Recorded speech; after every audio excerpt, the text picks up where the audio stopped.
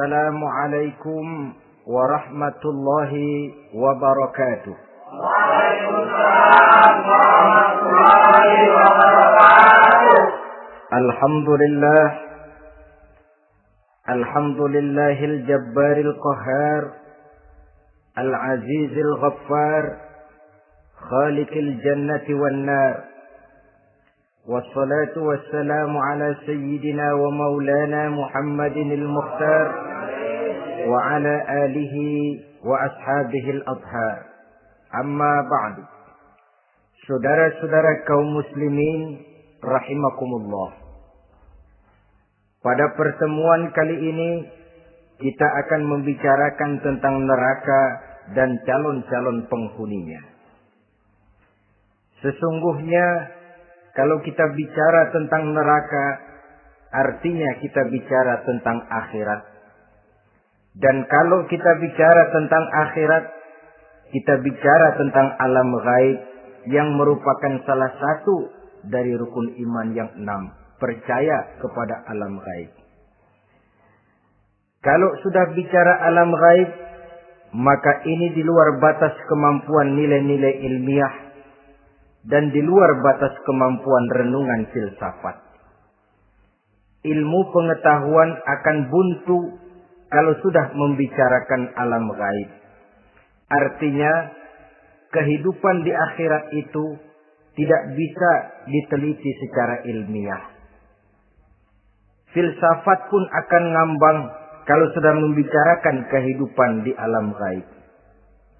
Karena itu kalau kita kembali kepada logika, jika kita ingin mengerti tentang caranya membuat bangku, kita pergi ke tukang bangku dan bertanya kepadanya. Kita ingin mengerti cara membuat mobil, kita pergi ke tukang mobil, ke bengkel mobil dan bertanya kepada ahlinya.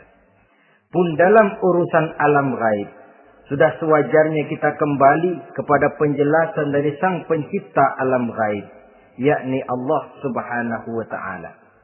Dan melalui kitabullah Al-Quranul Karim, Allah telah menjelaskan masalah-masalah gaib berupa kehidupan di surga dan neraka itu secara jelas dan pasti. Dengan kata lain, di dalam membicarakan tentang neraka ini, yang menjadi dasar daripada pemikiran kita adalah rasa iman kepada Allah Subhanahu wa ta'ala. Karena soal neraka tidak pernah bisa dibuktikan dengan ilmu pengetahuan. Tidak bisa diselidiki sebab orang yang sudah pulang ke sana pun tidak pernah kembali lagi kemari untuk kita tanya bagaimana hal ihwal keadaan di sana. Saudara-saudara kaum muslimin rahimakumullah. Neraka dalam istilah Quran selalu disebut dengan narun, yaitu suatu tempat di akhirat nanti yang wujudnya berupa api yang bergejolak, bernyala dengan teramat dahsyatnya, sehingga dapat mengelupaskan kepala setiap orang dan menjulang ke hati. Diriwayatkan oleh Imam Bukhari dan Muslim bahwa Rasulullah sallallahu alaihi wasallam pernah bersabda, "Narukum hadhihi allati tuqiduna juz'un min 70 jazaan min harri jahannam."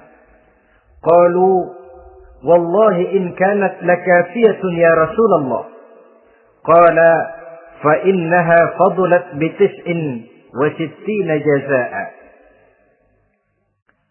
Apimu yang kamu pakai di dunia ini, kata Nabi, untuk memasak, untuk menyalakan lampu, api yang kau pakai di dunia ini cuma satu bagian kecil dari 70 kali bagian panasnya neraka jahanam.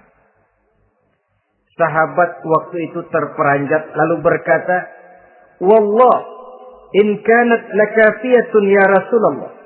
Ya Rasul, api di dunia ini saja sudah cukup untuk menghanguskan kami, untuk menghanguskan apa yang ada. Bersabda Rasulullah sallallahu alaihi wasallam, maka sesungguhnya api neraka itu dilebihkan panasnya dengan 69 kali daripada panasnya api di dunia ini. Jadi sepanas-panasnya api yang pernah kita rasakan di dunia ini, maka api di neraka nanti 69 kali lebih panas dari api yang kita rasakan paling panas di dunia. Hadis yang senada dengan penjelasan ini di samping Jawahirul Bukhari, kita bisa menemukannya dalam Mukhtasar Tazkiratul Qurtubi dan Mukhtasar Ibnu Abi Jamrah misalnya. Saudara-saudara kaum muslimin rahimakumullah. Sehingga boleh jadi seringan-ringan azab penduduk neraka di akhirat nanti, kata Nabi, seorang yang di telapak kakinya diletakkan kerikil neraka yang sangat kecil, lalu mendidih otaknya. Itu seringan-ringannya. Di tapak kakinya diletakkan kerikil neraka yang oleh karena panasnya lalu mendidih otaknya. Itu yang paling ringan. Nggak apa-apa. Cuma segitu aja. Di telapak kakinya ditaruh kerikil, otaknya lalu jadi mendidih karena menahan panas. Pantas kalau satu hari Luqmanul Hakim pernah memberikan nasihat kepada anaknya. Kata beliau, anakku, kerjakanlah dosa seberapa kekuatanmu menanggung azab Allah. Dan laksanakan ibadah seberapa hajat dan keperluanmu kepada Allah. Berapa banyak hajatmu kepada Allah, begitulah kamu harus beribadah. Kalau kamu merasa tidak berhajat dan tidak perlu apa-apa kepada Allah, ya tidak usah ibadah. Logikanya kan begitu. Saudara-saudara, dalam hidup ini ada nggak yang nggak perlu kepada Allah? Ada nggak? Seluruh kita memerlukan Allah. Karena itu Luqman betul dengan bahasa diplomatis. Anakku, kerjakan ibadah seberapa hajatmu kepada Allah. Makin banyak hajatmu kepada Allah, makin banyak hendaknya kamu melaksanakan ibadah. Tapi kalau kamu sudah merasa bisa hidup tanpa Allah, persilahkan kamu tidak usah ibadah. Sebaliknya, kerjakan dosa seberapa kekuatanmu menanggung azab siksaan Allah. Kalau merasa sudah belajar ilmu kebal, kira-kira di neraka nanti enggak apa-apa, persilahkan kerjakan dosa sebanyak-banyaknya. Tapi kalau masih berpikir, gua mah jangan dibakar di neraka, nginjek puntung rokok, gua lompat. Kalau masih berpikir ke situ, ya hati-hati, saudara-saudara. Nah, sebagaimana surga, neraka pun ada pintu-pintunya. Dan yang melalui pintu-pintu itu sesuai dengan dosa yang dia kerjakan pada waktu kehidupannya di dunia ini. Jadi setelah manusia diadili, mereka kumpul di padang mahsyar beramai-ramai. Yang mendapat kitab di tangan kanan, yang selamat dari proses pengadilan, yang sudah nyata lebih banyak kebaikannya daripada kesalahannya, wajah mereka berseri-seri. Tapi yang rapotnya merah, yang timbangannya lebih banyak kejahatannya, mereka mukanya udah pada gulem. Di tengah itulah kedengaran pernyataan dari Allah Subhanahu wa taala. Salamun qaulan min Rabbir Rahim. Ada ucapan selamat dari Allah, Tuhan yang Maha Pengasih dan Maha Penyayang. Salamun alaikum. Selamatlah kamu, wahai orang-orang yang kelak akan sampai ke surga. Yang lulus di pengadilan dapat ucapan selamat dari Allah. Tapi pada saat itu juga Allah mengatakan, wamtazul yawma ayyuhal mujrimun. Pada hari ini, semua orang-orang yang kurang ajar, supaya minggir.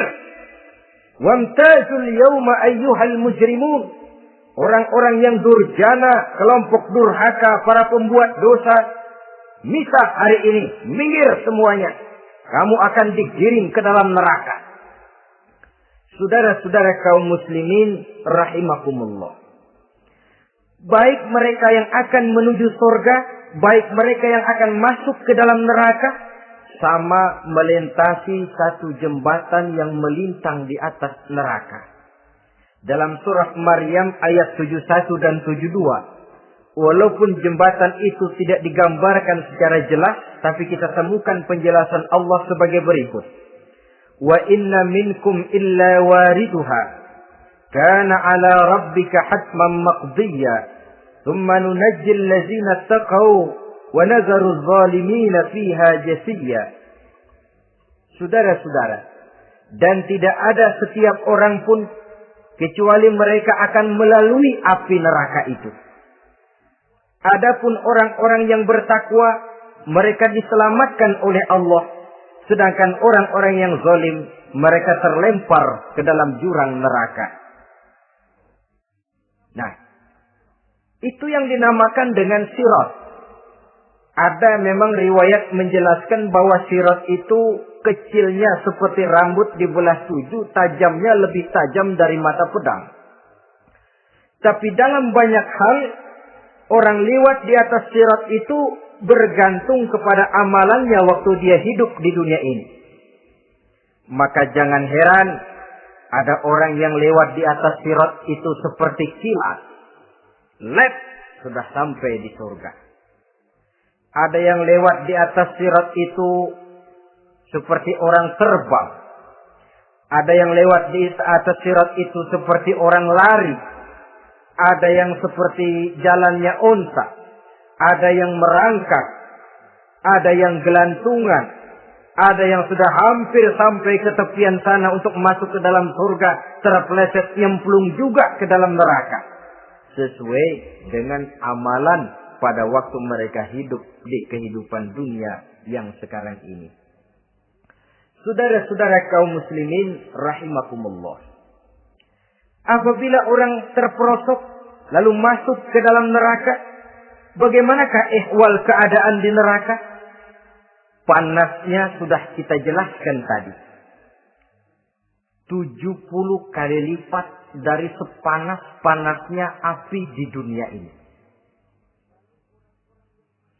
Lalu orang-orang yang masuk ke dalam neraka, mereka juga mendapat pakaian, makanan, minuman, perhiasan. Tapi makanannya, minumannya, perhiasannya lain dengan orang-orang yang sampai di surga.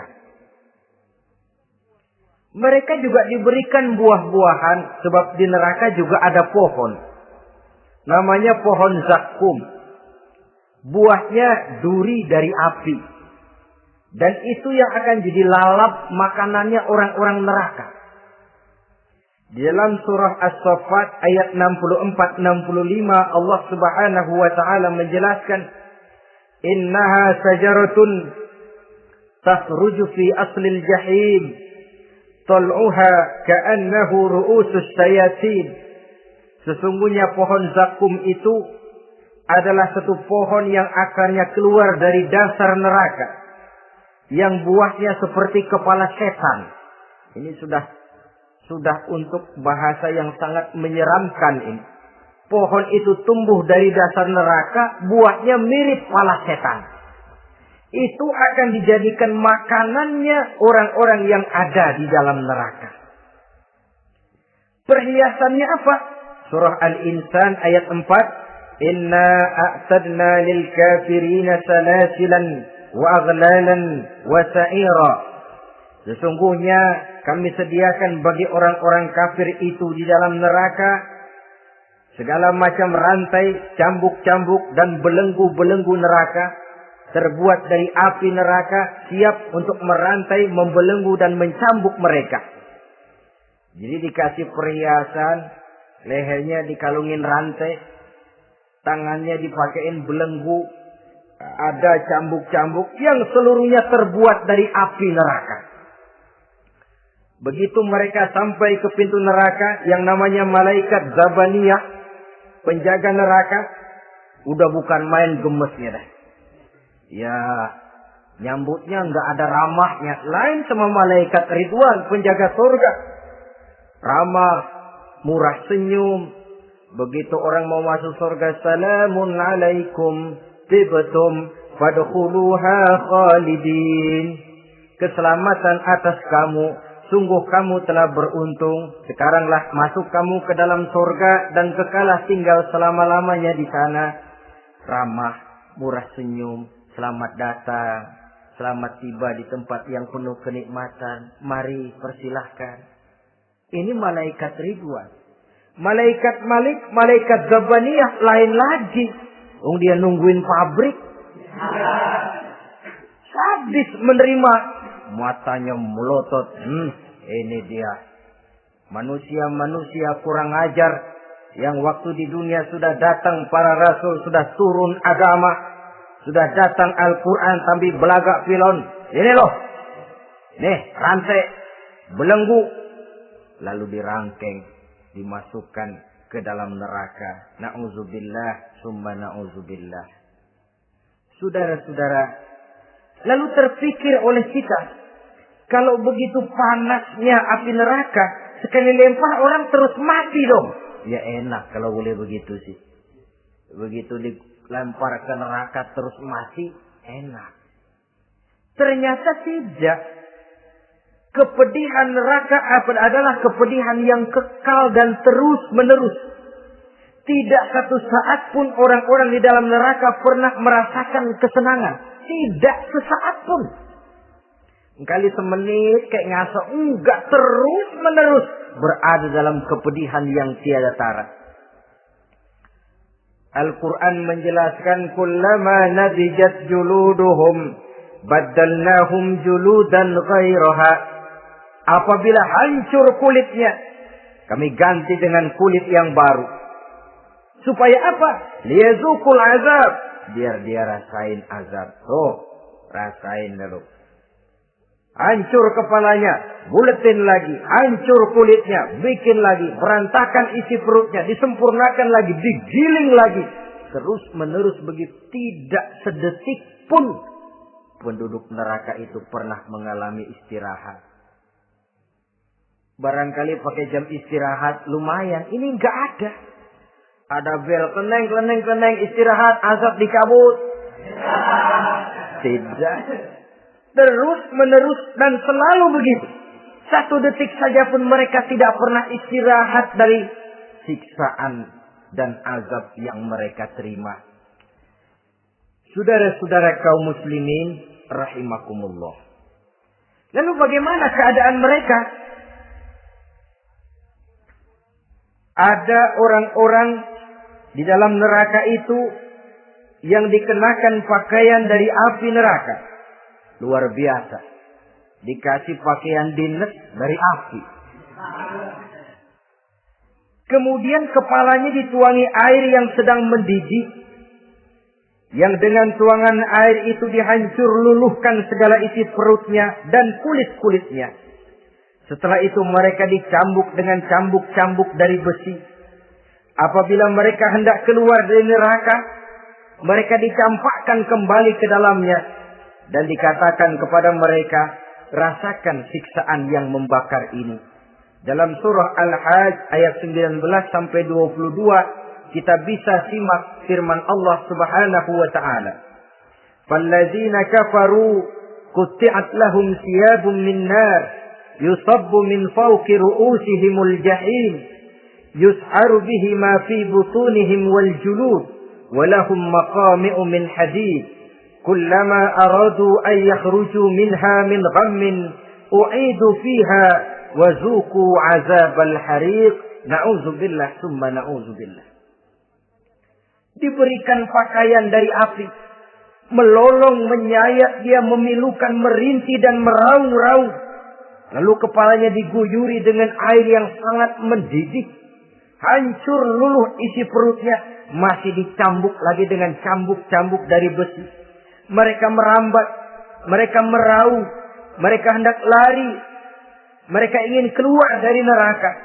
Tapi tiap kali mereka merambat ingin keluar, ditarik lagi. Kalau cari kita, ayo, mau kemana lo?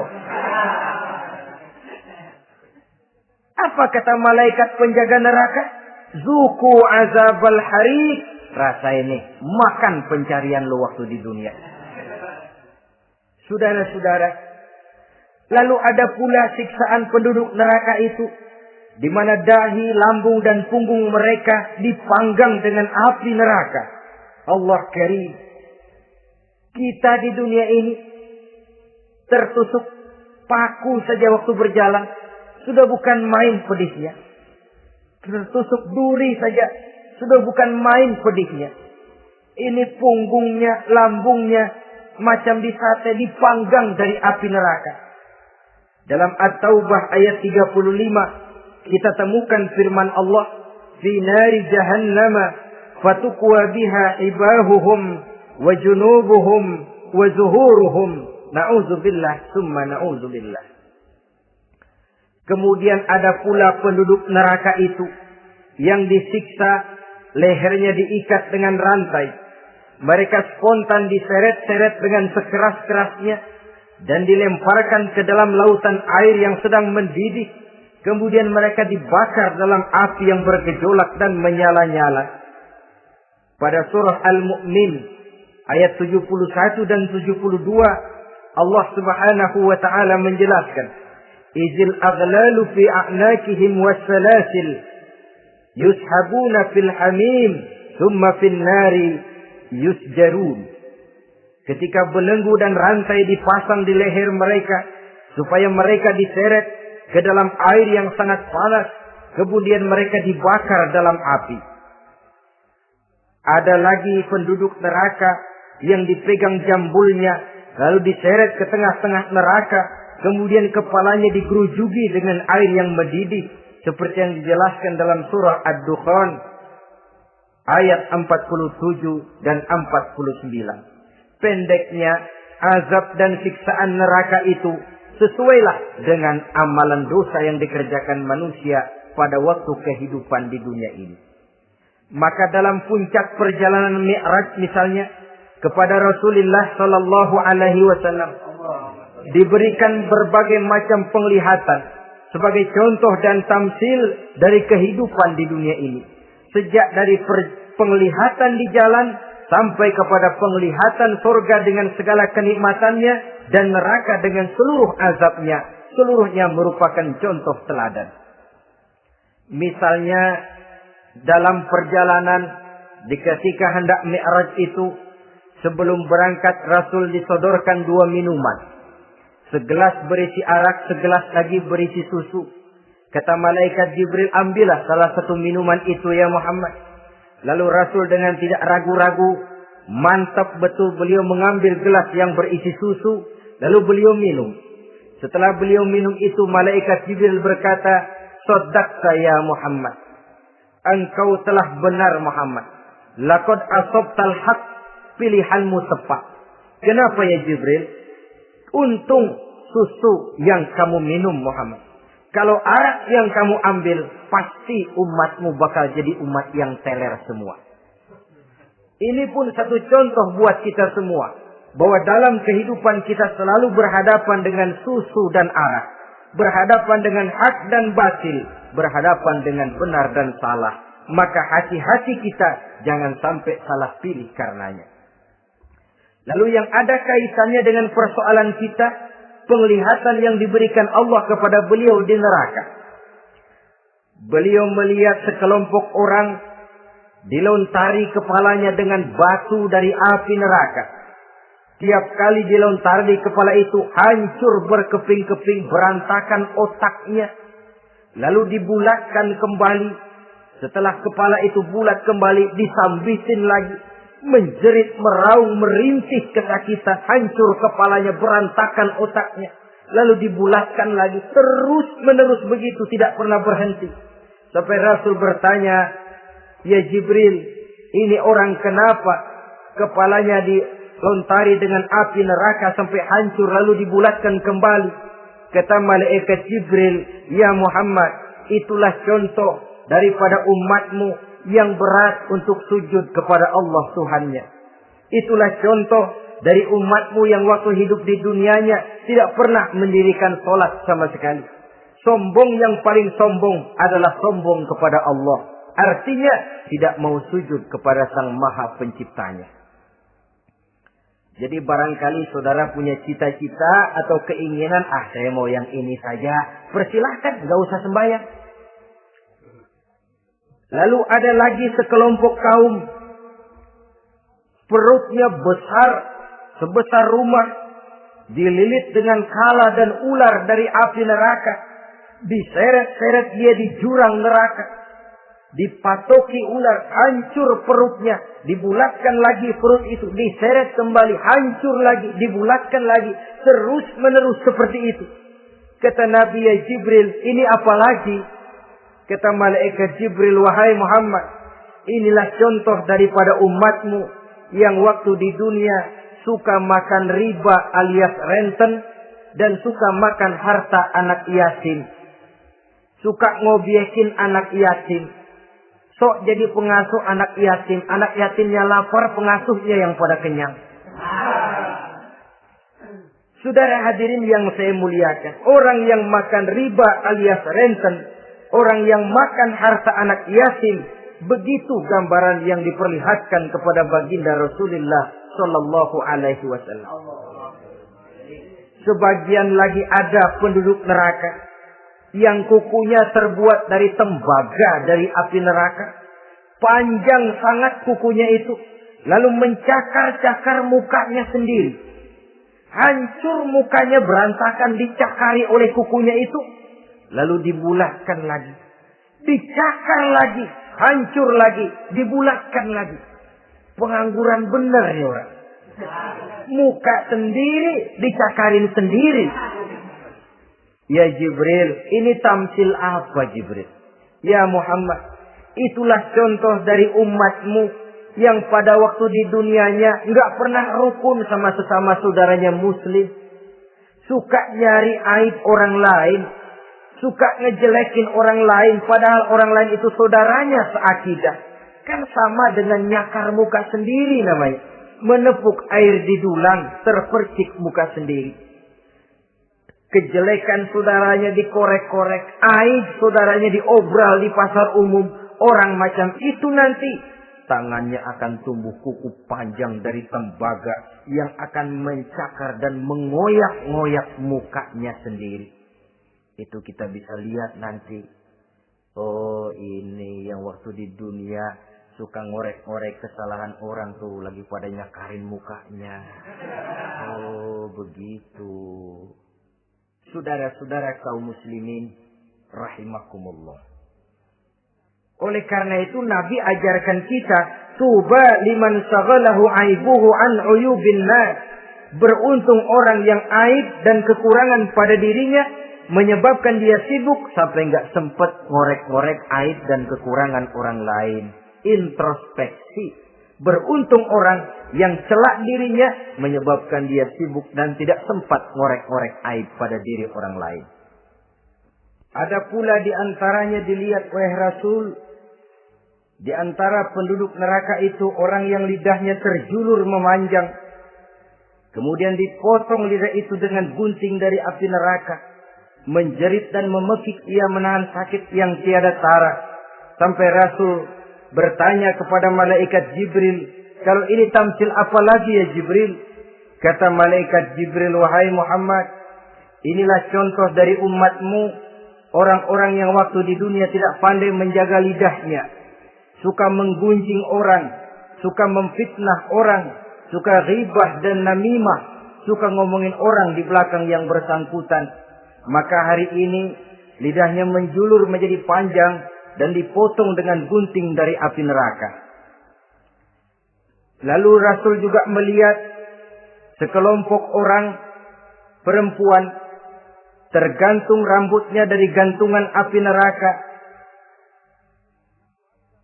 Kemudian dipanggang dari duburnya sampai ke atas kepalanya dengan tombak dari api neraka, meraung dan merintih serta mengeluarkan nanah dari kemaluannya. Rasul bertanya, ini apa lagi ya Jibril? Kata malaikat Jibril, inilah perempuan yang waktu di dunia tidak pandai menjaga kehormatan dirinya. Ahli zina dan tukang umbar. Saudara-saudara kaum muslimin rahimakumullah. banyak lagi tamsil-tamsil yang dicontohkan dalam puncak perjalanan Mi'raj yang seluruhnya merupakan peringatan bagi kita umat Rasulullah sallallahu alaihi wasallam. Nah, kemudian sekarang marilah kita bicarakan neraka itu satu demi satu. Yang pertama, dan ini yang paling dikenal orang, neraka Jahannam atau naru Jahannam. Siapa yang dijelaskan Allah akan menjadi penghuni neraka Jahannam ini? Pertama dalam surah Al-Ankabut ayat 68. Wa man azlamu mimman iftara 'ala Allahi kadziban aw kazzaba bil haqqi lamma ja'ahu alaysa fi jahannam maswal lil kafirin. Adapun orang-orang yang zalim kepada Allah, mendustakan ayat-ayat Allah dan mendustakan kebenaran setelah datang kebenaran itu, bukankah neraka Jahannam merupakan tempat kembali bagi orang-orang kafir? Jadi dalam Al-Ankabut ayat 68 ini dijelaskan, penduduk neraka Jahannam itu pertama adalah orang-orang kafir. Siapa orang kafir? Menurut keyakinan akidah kita, setiap orang di luar Islam adalah kafir. Kemudian yang kedua dalam surah Al-Hijr ayat 42 dan 43, penduduk neraka Jahannam itu, inna ibadi laisa laka alaihim sultanun illa man ittaba'aka minal ghawin wa inna jahannama la maw'iduhum ajma'in. Sesungguhnya hamba-hambaku tidak akan bisa kamu kuasai, hai iblis, kecuali mereka yang mengikuti tipu dayamu. Sesungguhnya neraka Jahannamlah tempat mereka seluruhnya. Kalau kita perhatikan ayat ini, maka penghuni neraka Jahannam yang kedua adalah para pengikut setan. Para pengikut setan dengan seluruh ajaran-ajaran yang dilancarkan oleh setan. Padahal pada saat hendak masuk neraka, setan jelas cuci tangan. Tugasnya cuma bagaimana mencari pengikut sebanyak-banyaknya yang akan nemenin dia di neraka nanti. Tapi pada saat orang digiring ke dalam neraka, setan cuci tangan. Mungkin orang menuntut, setan, gue ngikutin lu, sekarang kenapa jadi kemari? Nah, gue bilang juga apa? Kata setan, gue bilang juga apa, lu kenapa ngikutin? Dan setan ini menebar ranjau dalam segala bentuknya, dengan segala macam caranya. Para pengikut setan yang menjauhi tuntunan agama, memperturutkan hawa nafsunya. Setan membisiki manusia lewat minuman keras. Setan masuk manusia lewat judi, lewat zina, lewat kenikmatan yang melalaikan orang dari kehidupan akhirat dan selanjutnya. Dengan segala macam jalan. Kadang-kadang dalam ibadah setan juga masuk. Kalau tidak ditimbulkannya takabur, ditimbulkannya sikap ujub dalam diri kita. Timbul rasa diri lebih benar dari orang lain. Dan ini jelek. Timbul rasa nganggap enteng orang lain. Itu kan ujub. Nggak dikelihatannya orang. Cuma hatinya aja ngomong sendirian. Kalau gue lihat di kampung ini nggak ada yang kayak gue. Bayangnya kayak ibadahnya kayak udah aing pang paling nak. Yoh, gitu ya. Itu juga bisikan iblis. Dan dia tidak segan-segan mengaku jadi Tuhan iblis itu. Dan ini diceritakan dalam kehidupan Sayyidus Syekh Abdul Qadir Jailani. Ketika beliau sedang ibadah di mihrab dalam masjid, datang seberkas sinar. Sinar itu ngomong, ya Abdul Qadir ana rabbuk. Hai Abdul Qadir, aku Tuhanmu, kata cahaya tadi. Sudah cukup kamu ibadah Abdul Qadir. Sembayangmu udah banyak, puasamu udah banyak, jihadmu cukup. Maka mulai sekarang berhenti dah ibadah. Aku bolehkan kepada kamu segala yang dilarang. Cuma yang didatangi Syekh Abdul Qadir. Sehingga mendengar cahaya tadi ngomong begitu, beliau ambil kasut sendal, disambitnya cahaya tadi, izhab ya la'in. Pergi, laknat, terkutuk, iblis kamu. Masa saya disuruh berhenti sembahyang karena hati saya sudah baik? Kalau hati sudah baik lalu boleh berhenti sembahyang, mestinya yang paling dulu berhenti sembahyang Nabi Muhammad, sebab beliau orangnya paling baik. Tapi Nabi hatinya baik, sholat jalan terus, hukum halal haram berlaku. Ini kadang-kadang orang sekarang baru ibadah dikit banget merasa dapat bisikan katanya. Wangsit. Dia berhenti sembahyang madep ulun, madep ngodik sembahyang. Bikin ajaran yang aneh-aneh. Nah kalau satu orang boleh dapat wangsit, saya juga boleh dong ngomong dapat wangsit. Saya juga boleh dong mendirikan aliran kepercayaan. Saya ngilang dulu dari kampung saya kira-kira 3 tahun. Saya nyepi di kaki Gunung Salak, pulang piara jenggot, pakai belangkon. Di depan nama saya pakai embel-embel mbah. Saya ngaku dapat wangsit di Gunung Ano, mewahyukan kepada saya ano. Saya cari murid yang fanatik. Saudara-saudara kaum muslimin rahimakumullah. Setan membisiki manusia hatta kita sedang ibadah sekalipun dibisikinya. Caranya, mula-mula dia bisikin, lu sembahyang buru-buru dah. Buru-buru dah. Akhirnya apa? Rukuk kita nggak sempurna, sujud kita nggak lengkap, tumakninah kita kurang, bacaan kita tajwidnya nggak kena. Kalau itu bisa kita atasi, kita sembahyang sebagaimana yang seharusnya, dia bisikin lewat jalan lain lagi. Suruhnya yang pendek-pendek aja dah. Atau habis sembahyang udah sigrah, udah jangan pakai wirid, jangan pakai zikir. Dengan segala macam jalan. Dibisikinya was-was ke dalam diri kita. Hingga ada satu riwayat walaupun dhaif tapi ini baik untuk dijadikan pelajaran. Konon iblis itu kalau subuh keliling dia. Bawa kulit kambing, jarum sama tepung. Ditanya orang, iblis ini buat apa? Oh, kulit kambing. Gunanya tahu nggak? Kalau begitu subuh, sudah muazin bilang, as-salatu khairum minan naum. Salat lebih baik daripada tidur. Maka ini kulit kambing mulai aku hamparkan buat hamba-hamba Muhammad. Jadi begitu dengar azan, cuma udah bikin anget udah tidur. Kenapa? Kulit kambing belis masuk. Saudara-saudara, lalu kata orang tadi lagi, lah kalau tepung buat apa itu? Oh, tepung. Itu kalau umat Muhammad mau baca Quran, baca kitab, mutolaah, gua aurin tepung makanya. Biar dia sepet. Makanya kalau sudah ngaji, baca Quran, bawaannya udah ngantuk aja ngantuk. Oh begitu, iya. Nah kalau duri paku itu buat apa? Nah ini duri paku. Kalau umat Muhammad mau hadir di majelis taklim, mau pergi ngaji, mau duduk iktikaf di masjid, gua pasangin paku di pantatnya. Jadi kalau sudah duduk di masjid, keleset. Hadir di majelis taklim, keleset. Bawaannya mau udahan melulu. Itu duri-duri dan paku-paku yang memang ditebarkan oleh iblis. Saudara-saudara kaum muslimin rahimakumullah. Jadi para pengikut setan dengan segala macam perangkapnya ini pun. Ya perangkap setan itu ya dunia. Dunia itu ya isinya harta, tahta, wanita. Kan perangkap dunia itu. Harta, tahta, wanita. Ini sering bikin orang buta. Perangkap dunia. Dan merupakan perangkap setan sekaligus.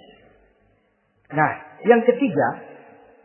Penghuni neraka jahanam adalah para pembuat dosa, orang-orang yang durhaka. Dalam Toha ayat 74 Allah menjelaskan, innahu may ya'ti rabbahu mujriman fa inna lahu jahannam.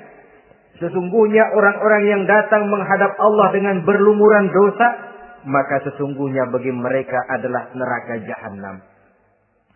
Dan yang keempat, penghuni neraka jahanam orang yang kufur nikmat.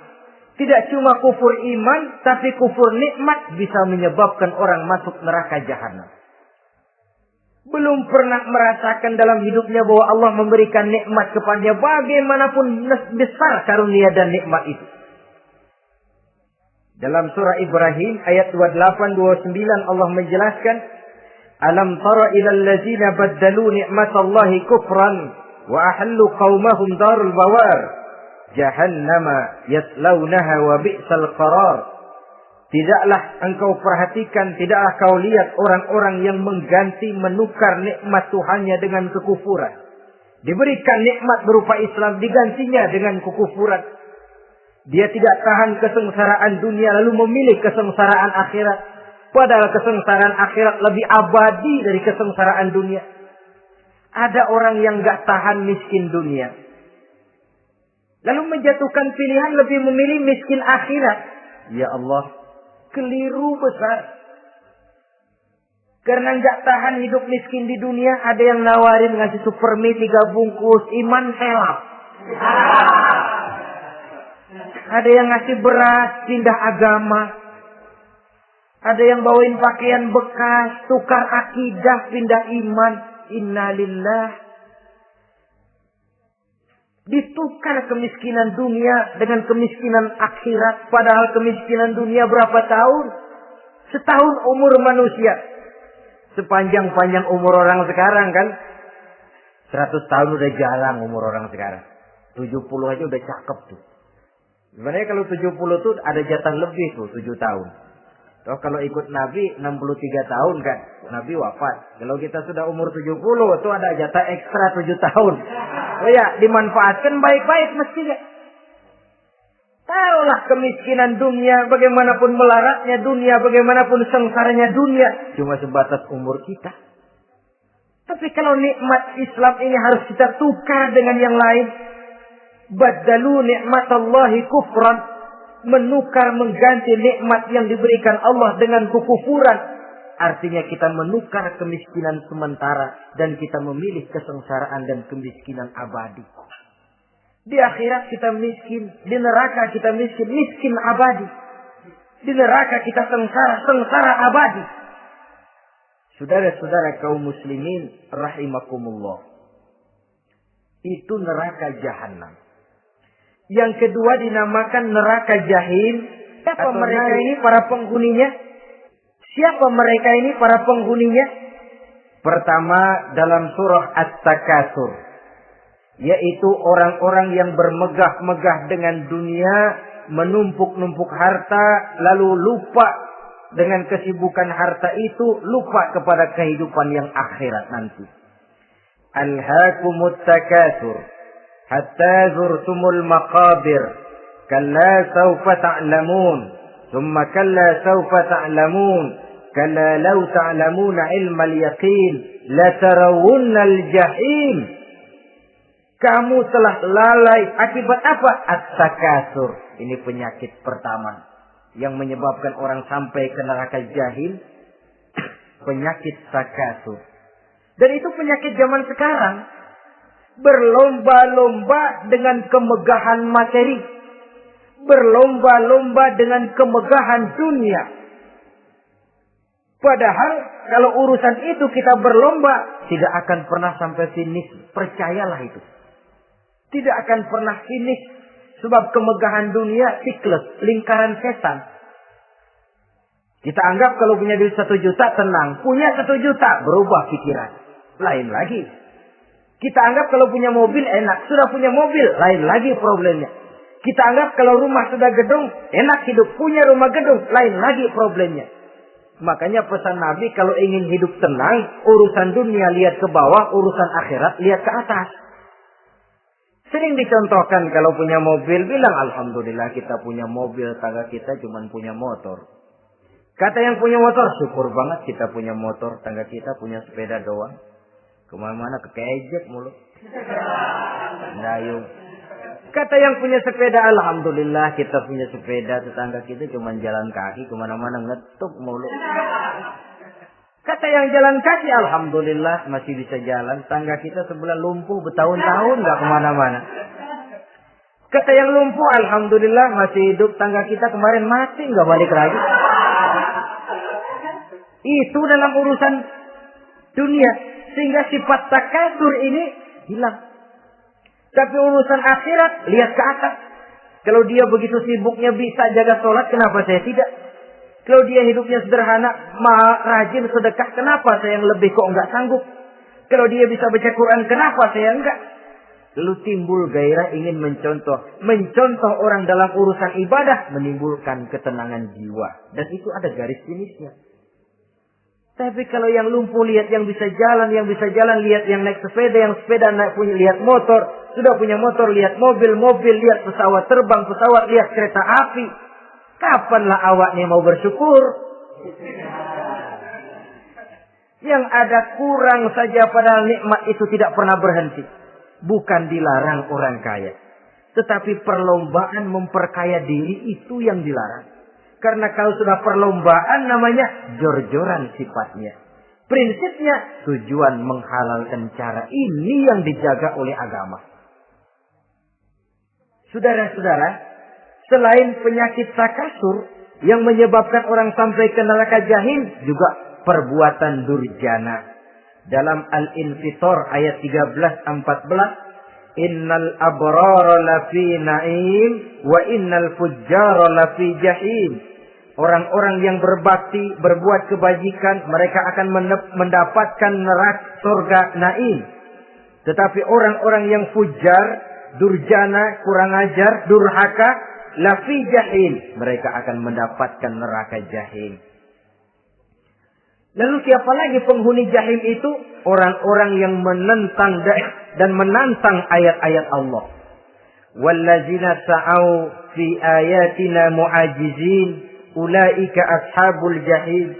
Dan orang-orang yang berusaha menantang ayat-ayat Allah sehingga melemahkan orang-orang yang mau mengikuti rasul-rasul Allah.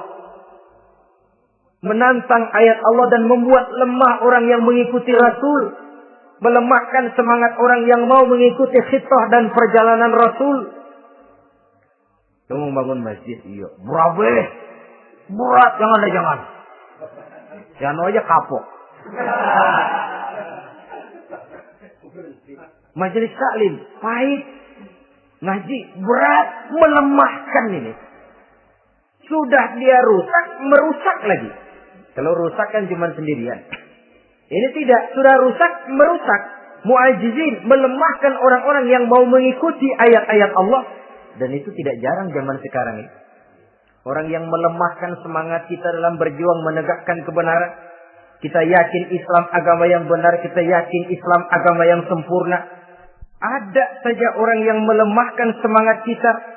Yang berteori bahwa ada ayat-ayat Quran yang tidak relevan lagi dengan situasi dan kondisi. Yang berteori bahwa Nabi Muhammad cuma sebagai manusia biasa yang tidak terlepas kemungkinan dari salah. Pendeknya melemahkan nilai-nilai semangat kita untuk memperjuangkan Islam ini. Ini pun termasuk mu'ajizin. Mereka akan menemukan nanti di akhirat kapling di dalam neraka yang dinamakan neraka jahim. Na'udzubillah summa na'udzubillah. Yang ketiga, saudara-saudara, di antara nama neraka itu adalah neraka hawiyah. Siapa penghuni neraka hawiyah ini? Dalam surah Al-Qari'ah ayat 8-11 dijelaskan secara simpel, wa amma man khaffat mawazinuhu fa ummuhu hawiyah. Adapun orang-orang yang ringan timbangan kebaikannya, maka tempatnya adalah neraka hawiyah. Artinya, orang ini lebih berat timbangan kejahatannya. Sedikit kebaikannya sehingga jadi ringan di timbangan akhirat nanti. Sholat. Puasa. Zakat. Tapi dosa yang dikerjakan masih lebih banyak ketimbang kebaikan yang dikerjakannya itu. Maka orang semacam ini apabila tidak mendapat syafaat, maka dia akan masuk ke dalam neraka yang namanya neraka hawiyah. Lalu yang keempat, neraka wail. Dalam surah Al-Ma'un ayat 1-7, garis besarnya yang mendapat neraka wail adalah para pendusta agama.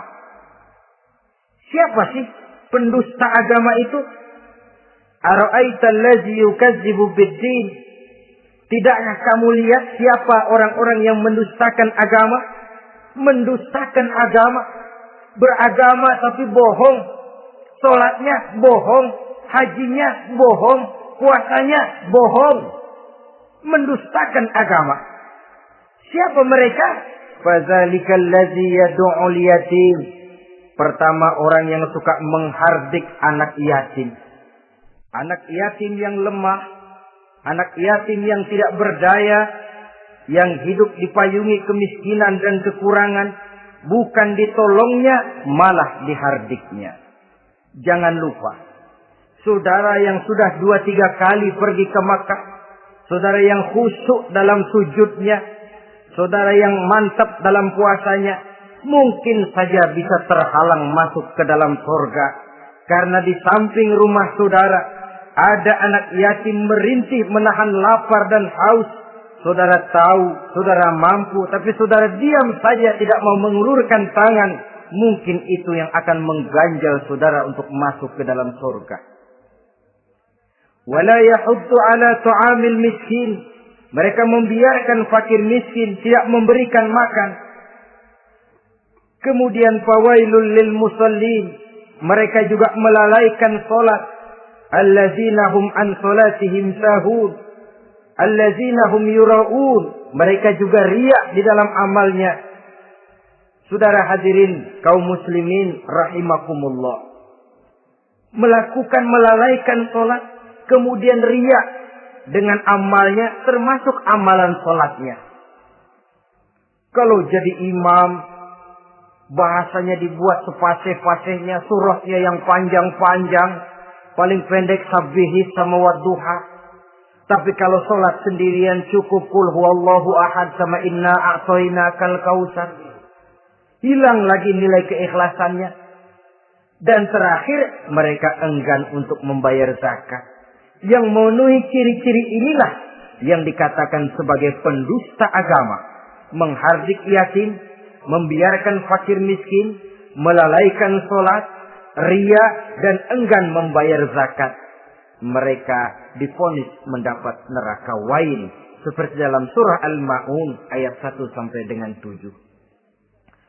Saudara-saudara kaum muslimin rahimakumullah.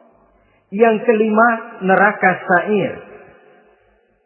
Neraka sa'ir ini pertama buat mereka yang memakan harta yatim.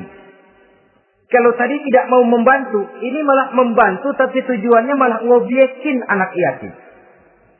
Mereka yang memakan harta yatim dalam An-Nisa ayat 10. Innal ladzina ya'kuluna amwalal yatama zulman innama ya'kuluna fi butunihim nara wa sayaslawna sa'ira. Sesungguhnya orang-orang yang memakan harta anak-anak yatim dengan zalim, mereka sebenarnya telah memakan neraka, memasukkan api neraka ke dalam perutnya. Mereka akan dilontarkan ke neraka sa'ir. Selain itu, orang-orang yang mengingkari apa yang diturunkan oleh Allah Subhanahu wa Ta'ala, mengingkari kebenaran Quran, mengingkari Rasul, pendeknya mengingkari Islam, dijelaskan dalam surah Luqman ayat 21. Yang keenam, saudara-saudara, yang dinamakan dengan neraka lazo namanya. Pertama, untuk pembangkang dan orang yang menjauhi agama. Yang kedua, orang yang berpaling dari kebenaran. Dan yang ketiga, orang yang suka menumpuk-numpuk harta dan menyimpannya, tidak mau membayar zakat, infak, apalagi sedekah. Ini kita temukan penjelasannya dalam surah Al-Ma'arij ayat 15 dan 17. Yang ketujuh dinamakan neraka Sakor. Siapa penghuni neraka Sakor ini? Pertama, orang yang tidak pernah sholat. Yang kedua, tidak pernah memberi makan orang-orang miskin. Yang ketiga, ahli membicarakan yang batil. Strategis betul dia, ulung kalau sudah mengatur kebatilan. Kemudian yang keempat, orang yang mendustakan hari akhir.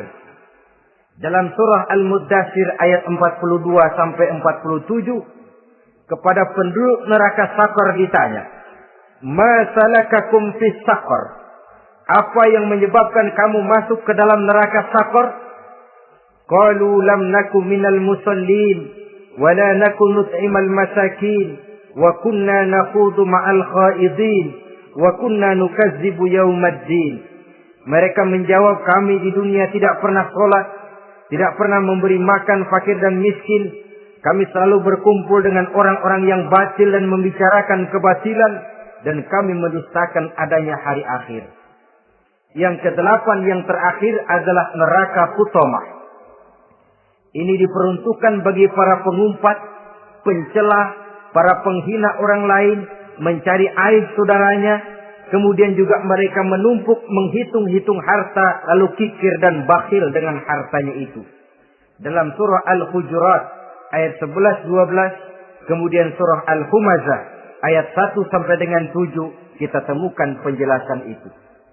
Pada akhirnya saudara-saudara, kalau penduduk surga mereka kekal di dalamnya, maka penduduk neraka ini ada dua macam. Ada penduduk musiman, ada penduduk permanen. Kalau yang namanya penduduk permanen itu sudah punya paspor, KTP. Memang penduduk permanen itu mereka yang kekal selama-lamanya di dalam neraka. Mereka lah orang-orang musyrik dan orang-orang kafir, termasuk orang-orang munafik. Bahkan lebih dahsyat lagi yang namanya munafik. Kata Allah, innal munafiqin fid darkil asfal minan nar.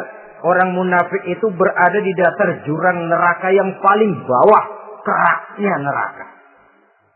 Saudara-saudara, adapun penduduk yang semi permanen, ia masuk neraka buat sementara saja, sekedar dengan dosa-dosa yang dikerjakannya. Mereka adalah orang-orang mukmin yang asli. Orang-orang Islam yang waktu di dunianya berbuat dosa. Mereka masuk ke dalam neraka, menerima azab sesuai dengan dosa yang dikerjakannya. Setelah itu mereka akan diangkat dari surga untuk ditempatkan di dalam. Mereka akan diangkat dari neraka untuk ditempatkan di dalam surganya Allah Subhanahu wa ta'ala. Seperti banyak dijelaskan dalam hadis-hadis sahih yang diriwayatkan oleh Imam Bukhari dan Muslim. Nah, inilah sekelumit tentang neraka dan calon-calon penghuninya. Mudah-mudahan Allah jauhkan kita. Allah jauhkan anak cucu kita. Allah jauhkan seluruh keluarga kita dari neraka dan dari azab neraka. Terima kasih dan mohon maaf. Wassalamualaikum warahmatullahi wabarakatuh. Waalaikumsalam warahmatullahi wabarakatuh.